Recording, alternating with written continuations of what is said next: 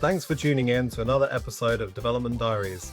This is a show where we interview leaders, innovators, change makers, movers and shakers from across the real estate development sector, learning about their career journeys, proudest moments, lessons learned along the way, and advice to their younger you. We also find out what excites them most about the real estate sector right now.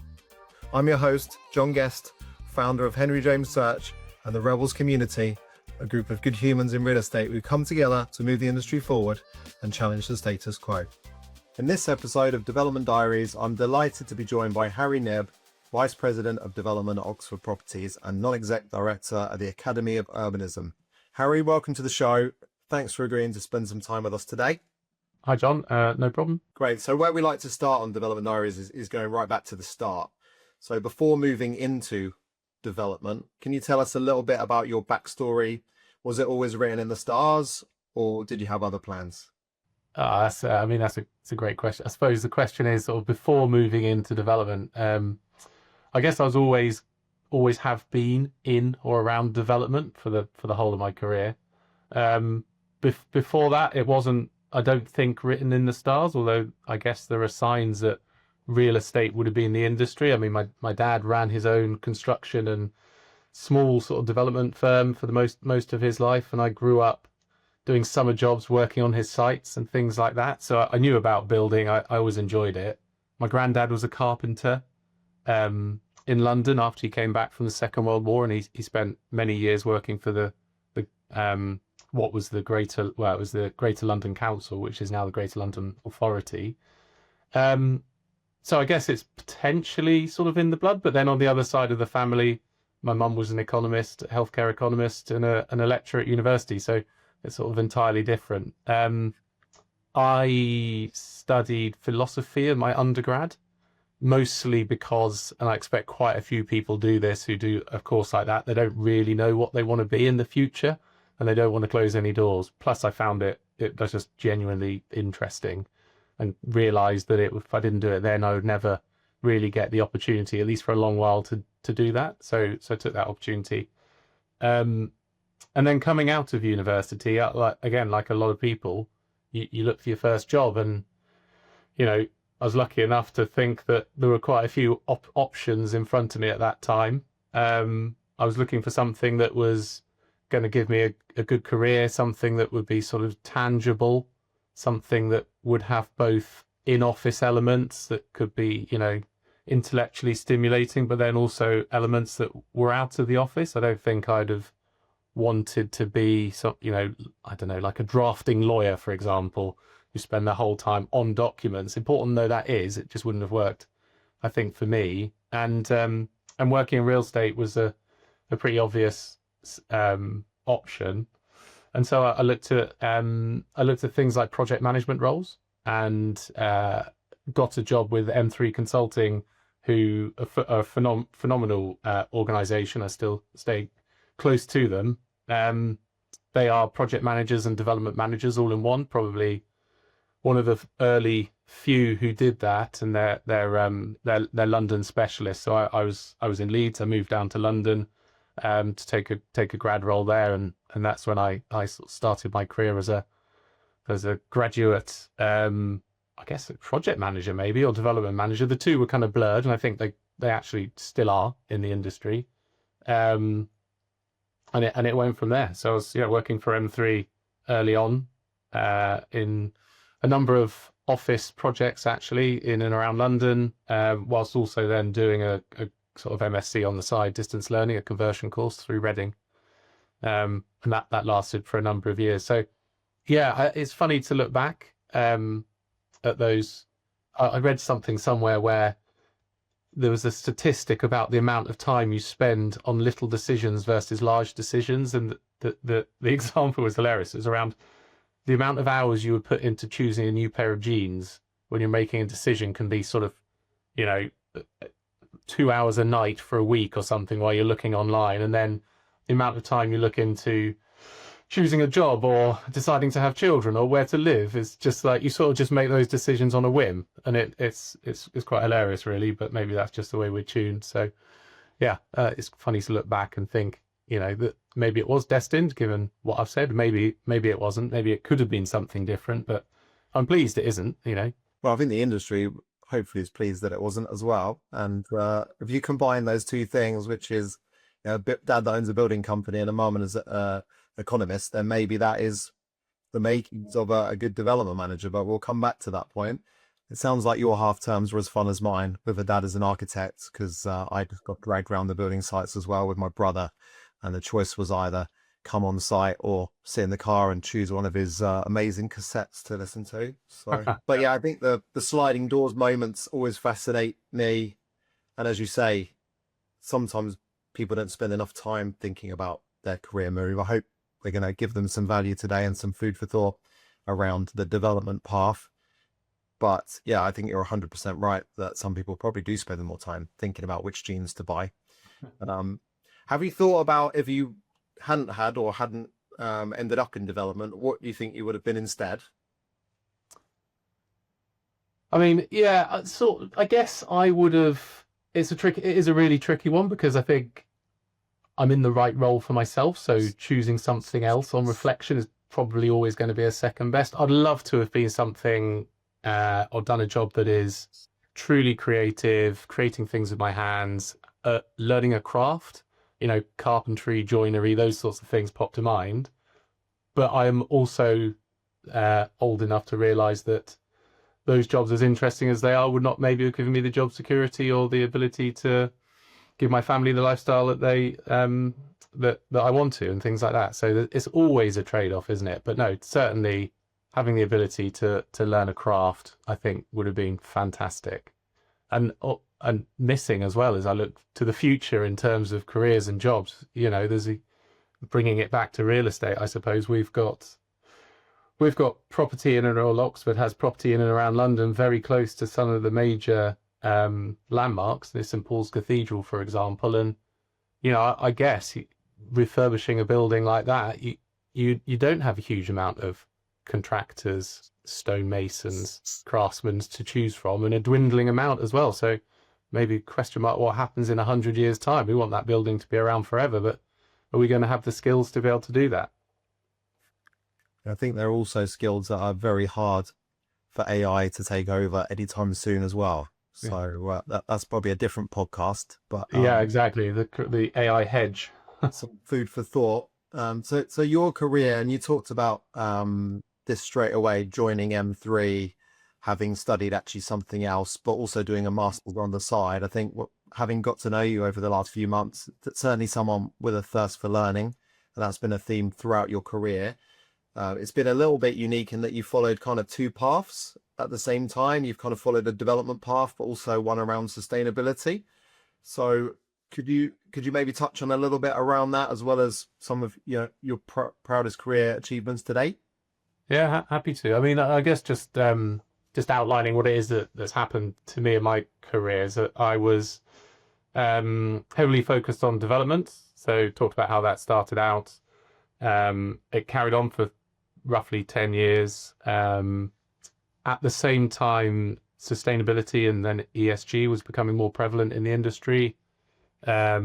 It sort of didn't really exist. I think it probably sort of started to exist when I started working, but before that, it wasn't really a topic. And as we all know, it's grown in importance and it's been better defined, certainly.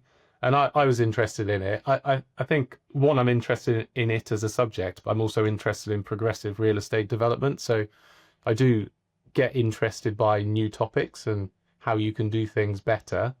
So I was interested in it as a subject. I wanted to learn more about it. At the time, my wife and I had our first child. I took a year out and did a master's in environmental policy. And at the time, I was thinking I wanted to get involved in some policy making to help steer things. I thought, scale is interesting and policy is one of the things that can help you do that. So I did a master's at LSE for a year, which was a phenomenal experience. Again, lucky to be able to have done it. Had a young child at the time, so didn't have a huge amount of sleep that year, but learned a whole raft of things, and it definitely introduced me to people I wouldn't have met before and ways of thinking that I wouldn't have been taught, which I think are valuable. And from there, I actually did a module in sustainable cities, and did pretty well at that. And I'm not sort of LSE level intelligence. There were some super smart people on that course, but I did quite well at it, and really well at it. And I thought, oh, I must know something about this subject. And because of the lecture and things like that, I kind of got interested in planning specifically. So I'm actually a chartered planner. And that's probably one of the reasons why I chose planning rather than surveying or other routes. Yeah, I did the masters in environmental policy, and then looked back out into the job market again and decided to stay in real estate, and through a couple of steps ended up at WSP in London, leading one of their sustainability teams out of London, but it was more of an international feel. And again, that was great. That lasted circa 4 years. So I think it was 10 years of development, 5 years roughly of ESG. But there were certain things that I missed, which was mostly around seeing projects being delivered and the delivery side of things. I think, when you get into the worlds of consulting, especially consulting around ESG type stuff, it was brilliant. I mean, it took me around the world. I worked in Jakarta, did some projects in Oman, did some projects in Africa, whilst also throughout the UK. But a lot of it was quite strategic, and I kind of missed the actual focus on delivery and seeing a project and the tangibility of that. So opportunity came to join Oxford in the development team at director level, and I took that, and I'm pleased they also what opened the door to me there, because it's been a phenomenal time, and long may it continue.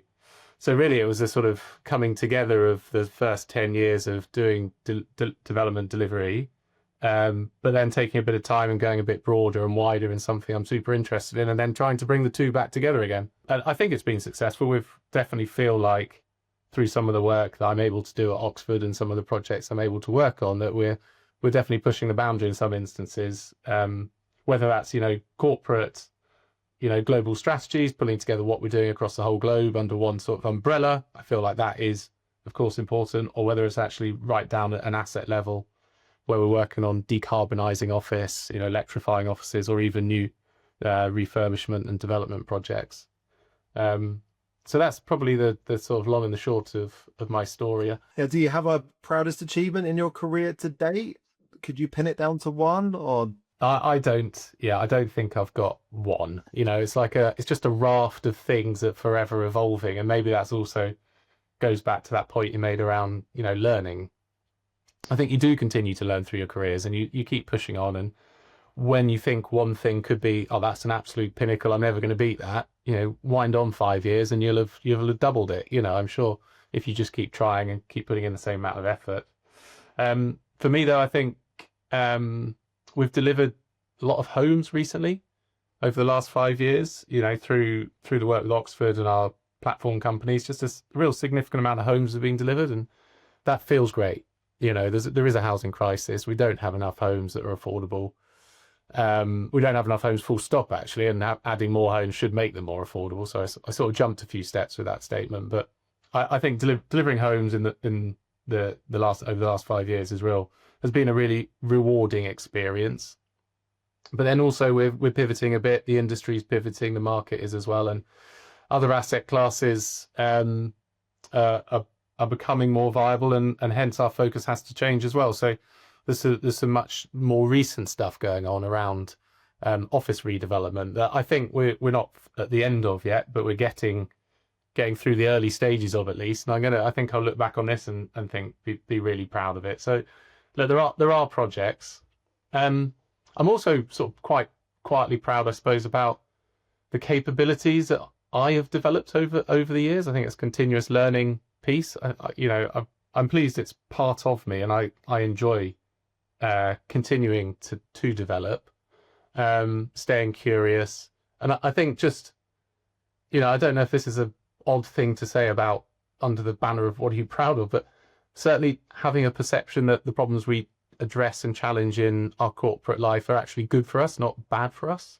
Because once you've got through something that's challenging, that probably started as a problem, when you're through it, you're actually better for it. So being able to have that sort of mindset kind of naturally now, whereas it may not have come naturally earlier on in my career, I'm quite proud of that.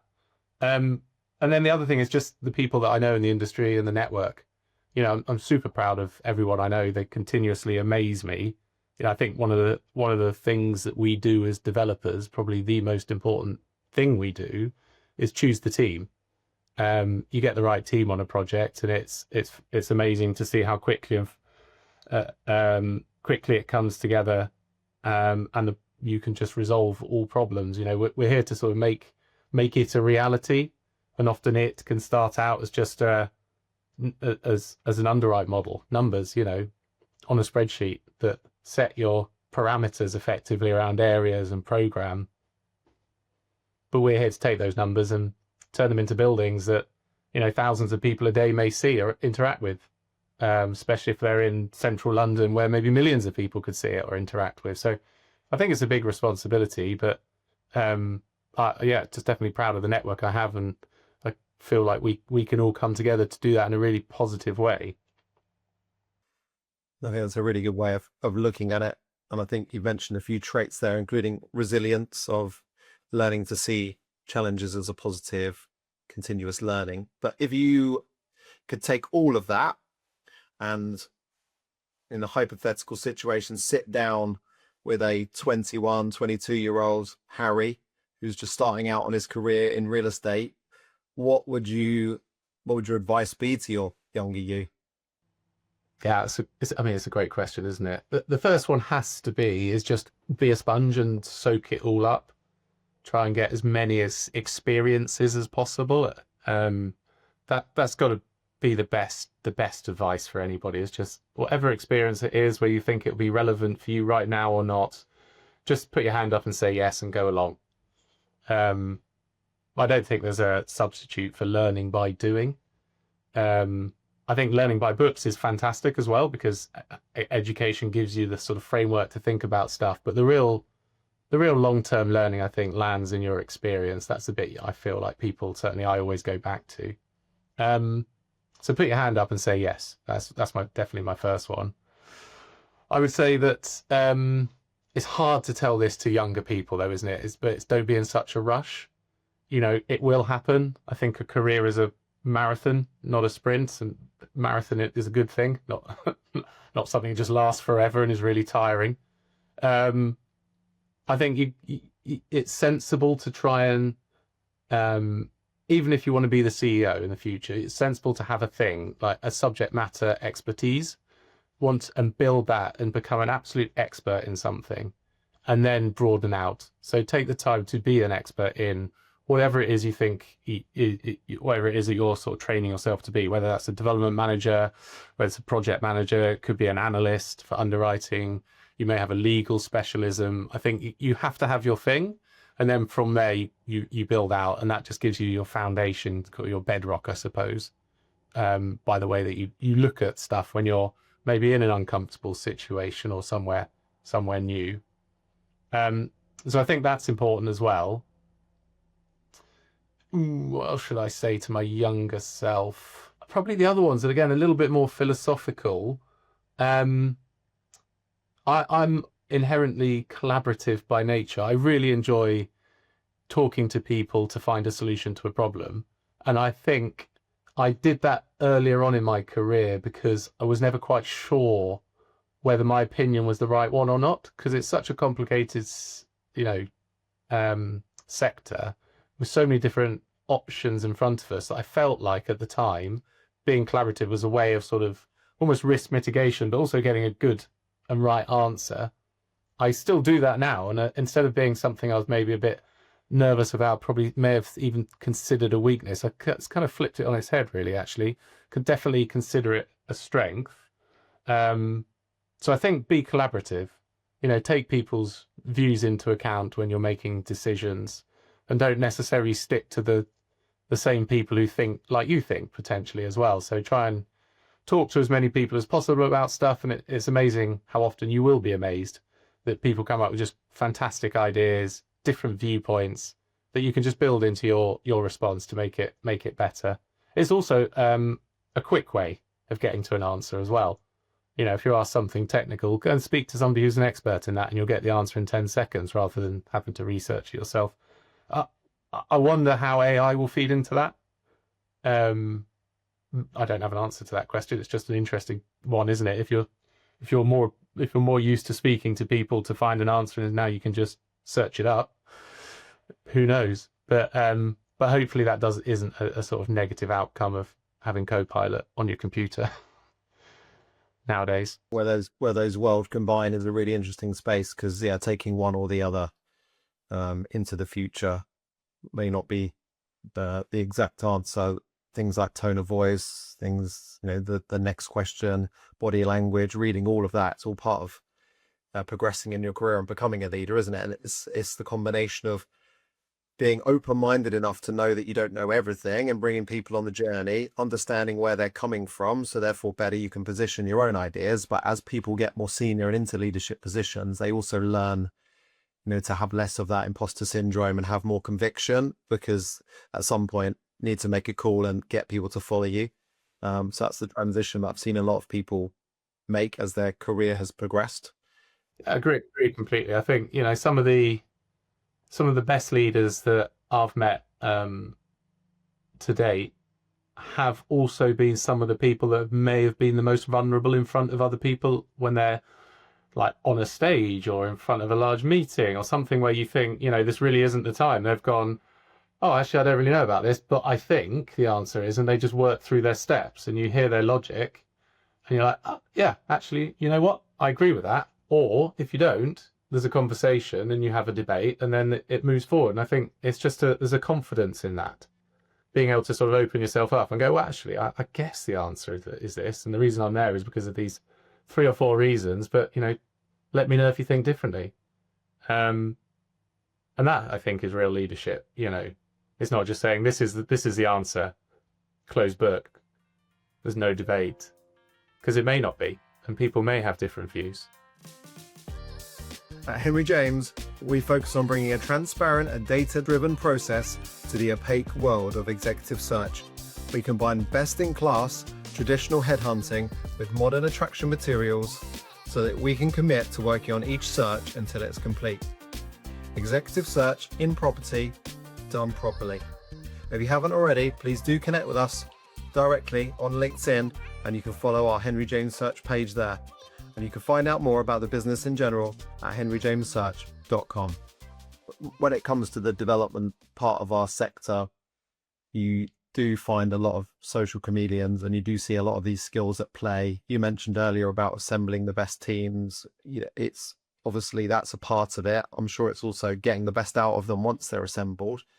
And a lot of what you've said, I think, would be the makeup of a lot of the people that have progressed in the sector. But on top of what we've discussed already, knowing what you know now, what do you think makes an exceptional development professional?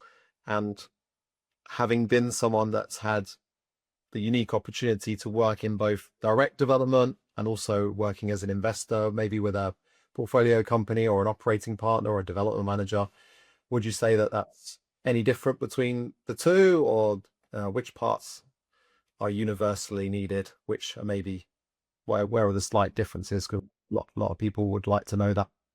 That's a good question. I think there are some similarities and some differences between the two. I think for an exceptional development person, like you say, there are traits and there are skills, aren't there? The traits have to be things like curiosity.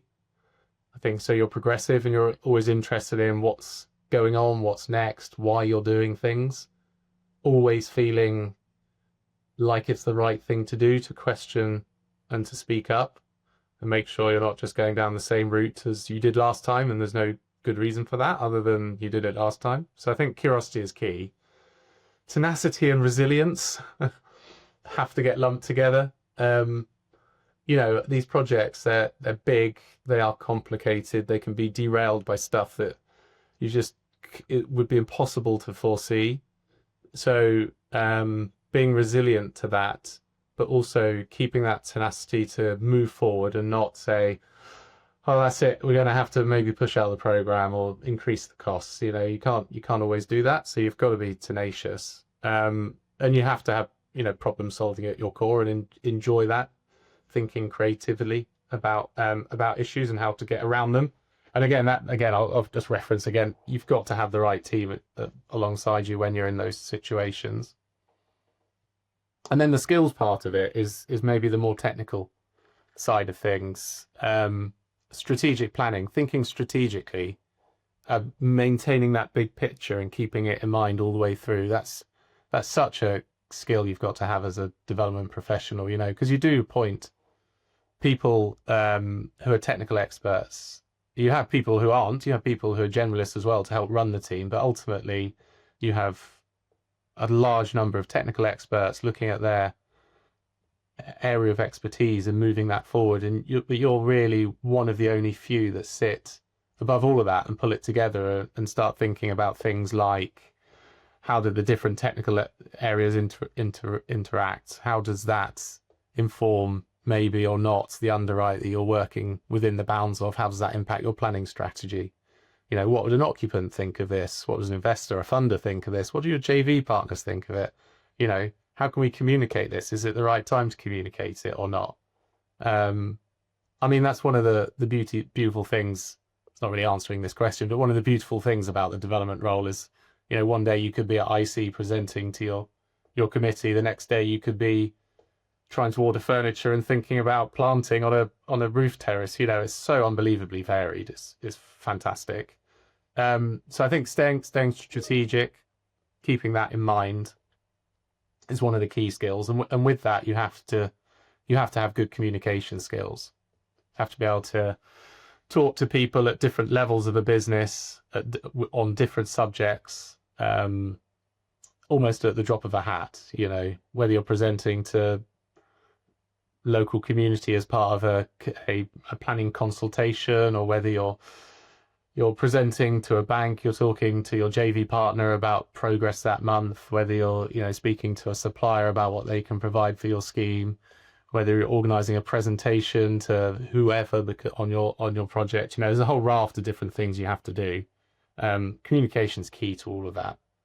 And I find that the more I go through my career again, the more I'm into simple communication, not complicated communication, or sort of overly abstract. It can be one end of it, or overly technical can be the other end of it, but just trying to really strike that balance, because ultimately you've got to be understood, and there are ways of doing that and there are ways of not doing that. So communication's key.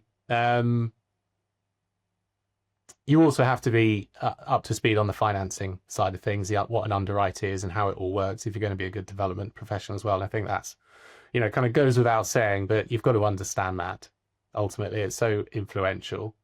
So those are the skills. In terms of, direct drive, where you're running a project team, you're delivering a property development, versus maybe the more strategic stuff where you're working alongside a business that themselves are delivering maybe multiple property developments. The process in terms of all of it is the same. You're still trying to get the same outcome, aren't you? You're trying to deliver development. You're trying to hit your return hurdles, your KPIs. You're trying to do a great job. One of them you are in more control of, and in the other one you're probably zoomed out and over more projects. So there's just an inherent trade-off. I think you probably need to have got more experience to do the strategic stuff better, because you're less connected to the projects themselves.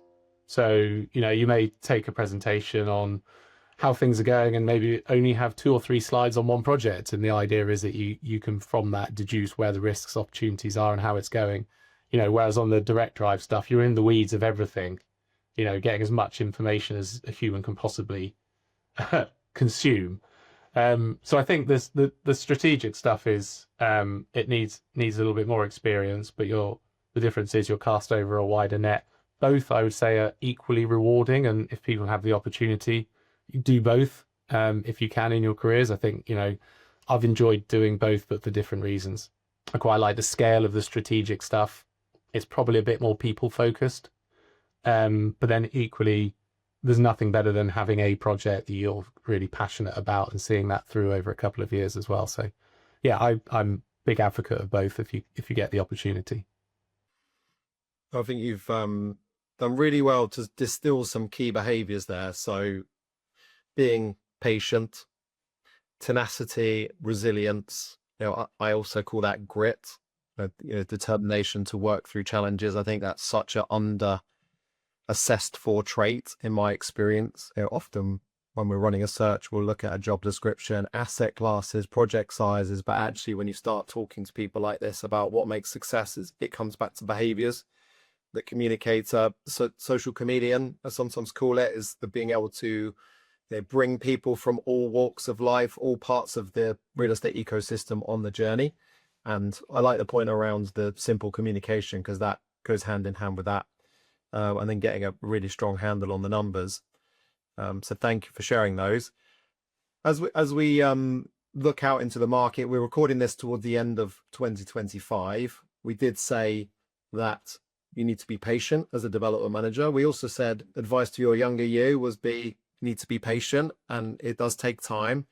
It might be harder to hear that at the moment, where you've got a lot of people that are in the peak of their career and the market isn't exactly the busiest it's ever been, if we can say that. If you could choose one of the blockers the industry has right now, and maybe label it as the biggest, or the one that if unblocked could most help us not need to be quite as patient, what do you think that would be? Well, I mean, it's, viability obviously is the key one, isn't it? But that's such an umbrella term for so many different things. I like what the government's doing around planning policy. That shouldn't be underestimated. It's hugely complicated. I like our planning system. I just think it's a bit too complicated, a bit too political. And I've seen it happen in other countries. I've seen zoning systems and whatnot, and they do drive clearer outcomes, which would be helpful, but they're not without their problems. So there are trade-offs. So viability is a big one. Simplification would help with that. Having said that, I know schemes that have planning that still aren't coming forward. So the answer can't simply be planning is the problem. Cost of debt is higher than it used to be. I think cost of construction is higher than it used to be. Blimey, of course it is. And then there's uncertainty in the market as well. But so I think all of these things will settle and are settling now, especially for some asset classes. There's a huge amount of focus, I think, on really high quality core London office, driven by occupiers wanting to be in the city and in the West End. You only have to look across the real estate news and you see am I right in saying 13 towers being planned, or either in planning or have planning for the City of London now? That's sort of unprecedented. It's phenomenal. It's amazing. It's what a cluster it's going to be, but it's going to take years to get there. So maybe what's going to happen they could take, how long does it take to build a tower? Demolition, design, build it, 7 years? What about all that occupier demand that's pent up now that needs space? How can we deliver stuff in the short term before all that comes through? So it's got to be some huge opportunity on the other side of the coin, doesn't there? Other blockers, maybe the things that aren't necessarily blocking us now, but kind of touch on, what this podcast is about. It's about careers, isn't it? Development. I think there is a skill shortage in the industry. I think not enough young people are interested in real estate and construction, especially within that, entering the market. I worry about AI, maybe not for our industry in the short term, but for the long term. You hear about the consultancies tuning up spend on AI and tuning down spend on graduates.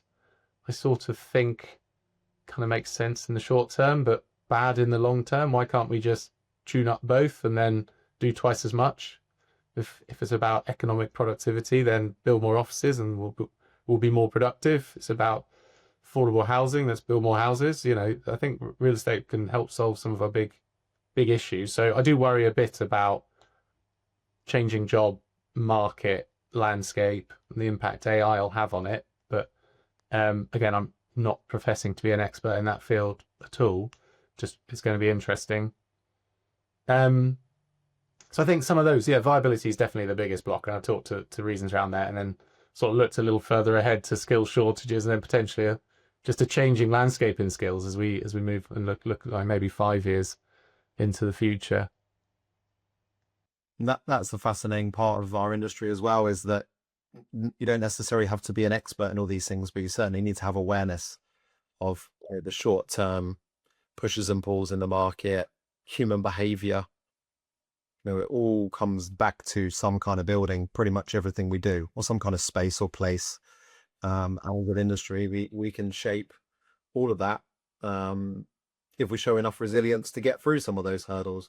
So could we touch on a little bit about Oxford today, your role, what you're focused on, and I guess putting some of those challenges to one side and navigating them successfully, what you're most excited about as we head towards 2026 and beyond?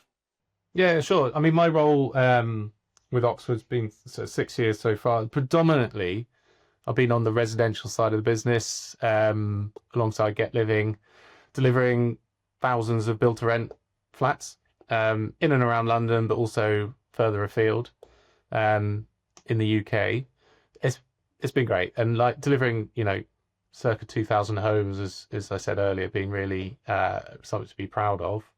In the last couple of years, my role's transitioned more across to the office side of the business. So still keeping an eye on a couple of schemes that are finishing off, Elephant and Castle Phase 2, which is a shopping centre redevelopment down by Elephant Castle, which will complete early next year, is just a phenomenal scheme, and, is going to change that area for the better. But as I say, I'm more focused now on office. We have 4 offices in London, one of them, or a couple of them, very close to St Paul's, and we have and there's some news out more recently around the London Stock Exchange was our tenant. We've been in discussions with them for a long period of time about what happens when their lease comes up, and pleasingly they've chosen to re-gear and stay at King Edward Court. It's absolutely the right decision, I would say that. But for them to stay there for another 20 years or hopefully longer, the building needs to get repositioned. It was built in 2000. It was at a time when financial institutions were feeling very defensive. There was more terrorism in the world than there is now, or at least in London. And as a result, the building was quite defensive. But stock exchanges globally are less defensive. They're more outward facing. The London Stock Exchange is going to do the same thing. So we've got a scheme ongoing with that building. We're looking to open the front doors. We're looking to undertake a full remodeling of the building. Effectively, it's in a very constrained location near St Paul's, so we're not adding 10 floors to this one. There's a little bit of modest massing, but there's going to be roof terraces, balconies, new electrified M&E, highly efficient, which will drive down the carbon and energy use intensity significantly. We're able to, because it's a refurbishment, maintain 95% of the frame, which is a great embodied carbon story. We can do the same for the facade, make it a little bit better where we need to for those air tightness and insulation values. So it's going to transform a building that's 25 years old into effectively a building that would perform like a modern new build. And it's going to be the perfect space for the stock exchange and everything that they do for the city, and all the events and the market opening and closing ceremonies that they have going on, which are weird and wonderful, mostly wonderful. But they've kind of been locked away. So hopefully opening that up to the public in a way that hasn't happened for a very long time. So that's me really. We talked about strategic development management and direct development management. That's an example of how one person went from the strategic to the direct, I guess, over a number of years. So yeah, I'm very focused on that, making sure that that's a success, working with some great teams on both our side and the tenant side as well. And it takes up a huge amount of my time, but it's worth it. And there's an interesting historical thing for me there as well. I mentioned earlier that my granddad was a carpenter. He worked on the building that was there before the building that's there now, before King Edward Court. So it's quite interesting to think that we're all sort of working on the same sites, even though the buildings have changed. So that's something we're really interested in, and Oxford as well is focused on is London office in core locations. I would say that I know we're talking about development management, but I would just give a nod to my asset management colleagues that the focus for organizations who are asset owners will also be heavily on the buildings that they own currently and driving top performance out of those. So we've got a lot of focus on our existing buildings, Bluefin, Mid-City Place, St Martin's Court, for example. And we've got a big program of works for those buildings, and we're focused on things like decarbonisation and occupant experience. So London office is certainly something that we're excited about. I mean, we are a pension fund, ultimately institutional, and we're large, so we are across multiple asset classes. The residential side of the book continues to deliver, and we have Elephant Castle finishing, and we have an application in for the third phase of that as well. So that's exciting to see where that goes. We have an office to life science conversion building, Victoria House, finishing its final phase this year and going into the stabilisation lease up phase. So again, it'll be fascinating to see how that performs over the next year or so. It's one of the most beautiful life science buildings there are.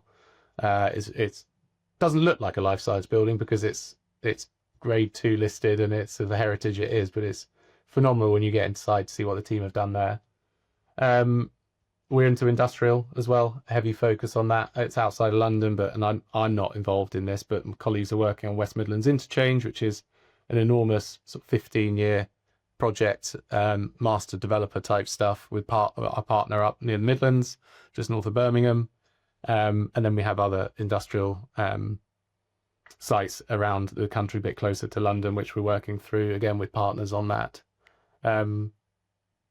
So I think, you know, if I don't want to answer on behalf of the whole business, but there's just a lot going on. You know, there's strategies in play that are coming towards the end, and there are new strategies that are coming through. And we're a European team, so we actually look across the whole of Europe. We've got London and Paris and Berlin as well, and they're equally active, maybe disposing in some areas and finalising redevelopments in others, and all of that. So I think maybe what would be most relevant to answer your question, the clearest for your audience could be if I was most excited about one asset class that I think would probably impact me anyway the most is certainly really high quality London office, and having been through a number of cycles now, I'm sort of coming around to the idea that the high quality core locations will continue to perform.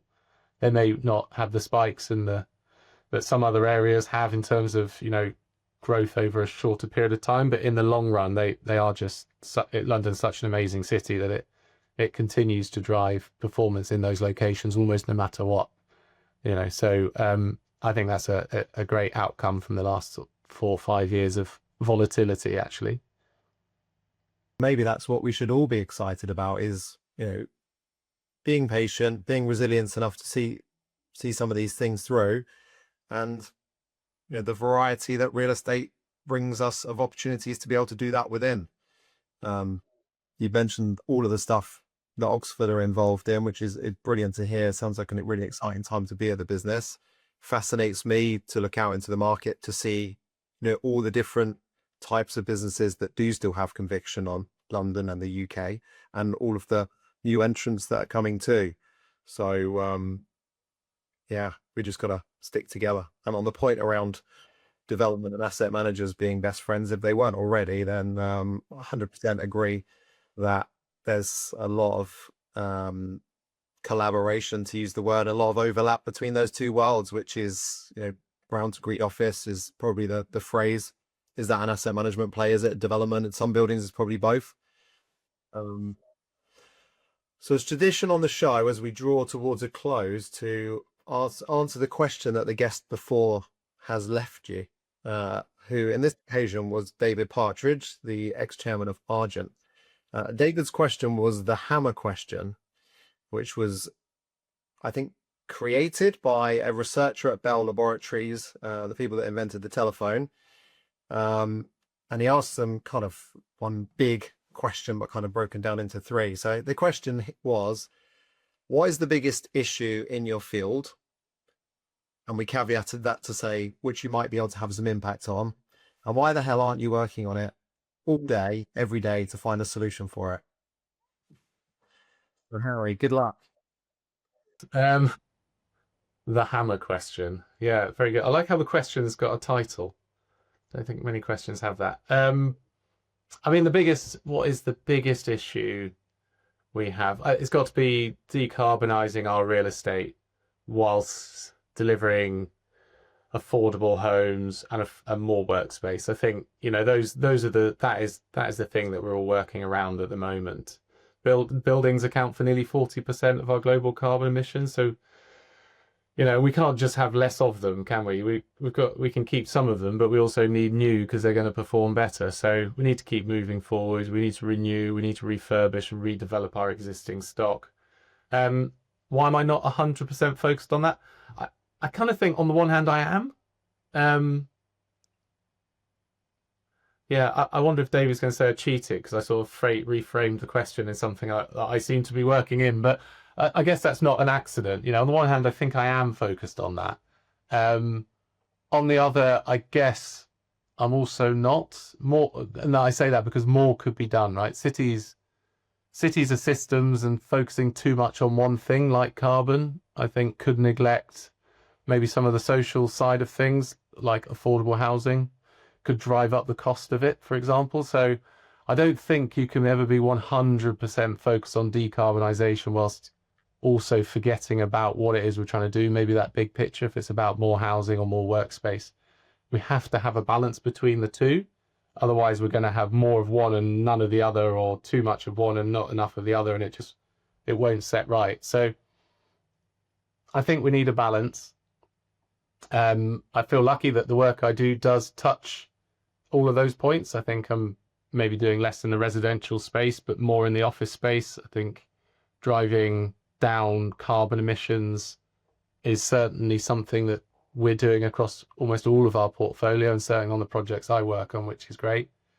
Do I think we could be moving faster, being more progressive? I think always. And this may be another one that sort of links back to an earlier question around the younger you. I always thought we could be moving faster and doing things quicker. I probably wasn't quite as experienced then to see things go wrong when you move too quickly. You know, real estate isn't tech. You know, real estate is complicated, it's expensive, it's big, and ultimately it's constructed in layers. So if you get the first layer wrong and you put 10 layers over the top of it, you're going to have to take down 9 to get to the one you want to fix. It's not a software upgrade, you know. So maybe we can't be as quick and as sort of, move fast, break things and move on mentality. I think we do have to be a little bit more reasoned than that. So look, I think, you know, it's a great question from David. It's a complicated one. I probably would like to see a bit more innovation coming through, but not so much that it hasn't been tried and tested yet. But it's an exciting space, and let's have a crack at it. So yeah, decarbonisation while delivering more homes and more offices, I think is the thing that we need to all be focused on. I think you've answered that really well, and it is a very big question that could be a whole hour-long episode in itself. So as a reward for that, Harry, would you like to ask the question to the next guest, not knowing who it will be yet? What would you like to ask them? Okay, I'm going to try and give my question the optimism quest. Call it the optimism question then. So if we're giving our questions titles, I generally think we need to be more optimistic about the future. I think we're all very good at focusing on the negatives or being told about the negatives that we can forget about the positives. So things like poverty. In 2010, 1.1 billion people in the world lived in extreme poverty. That number's now at 692 million. We reduced it by 36% in 14 years. And if you look at health, life expectancy globally used to be 67 years in 2000. Today it's at 73. So over 2 decades, we've all gained 6 years of life. Those are phenomenal statistics that I don't think get communicated enough. So This is really, really good news. So what I'm trying to link that into in terms of the optimism question is, what is your vision for the future that makes you really, really happy and optimistic? And almost similar to David's question is, what are you doing to make sure that we achieve that within our cities? Well, thanks for that. And I think a bit of a rallying call actually for the industry to be a bit more positive. You are 100% right. Unfortunately, we find ourselves in a society where bad news seems to sell faster than good. And there's always, it seems like day after day, if you turn on the news, there's something bad to hear about. If you really want to absorb yourself in that, maybe we need to flip the narrative as an industry. It might solve the talent crisis. It might be that allows us to be more resilient because we're spending more time focusing on the positives. So, Harry, really, really enjoyed the conversation today. You've had a really impressive career today. I'm excited to see what you go on to do towards solving some of these challenges. I think you've given some amazing career advice for those that are further back or navigating their career choices. And I think you've been a real example of where putting your hand up for new stuff, always absorbing, being that sponge, not just waiting for it to come to you, actually going out and finding new things to learn about, has probably given you quite a wide breadth of knowledge, network, people. And as you can now put that all together, puts you in a really good place to be able to be one of the leaders to go and tackle some of these challenges, which, as you quite rightly pointed out, none of them are easy. Well, thank you for that, John. That's very kind. Let's keep going. Well, appreciate your time. And hope those that have tuned in have really enjoyed this. I certainly have. Thanks so much for tuning in to this episode. Your support means the world. Please feel free to like, share, or pass the podcast on to a friend or colleague. Do drop me a line with any suggested topics you'd like us to cover on future episodes and recommendations of guests that you would love to see us interview. Till next time, go well.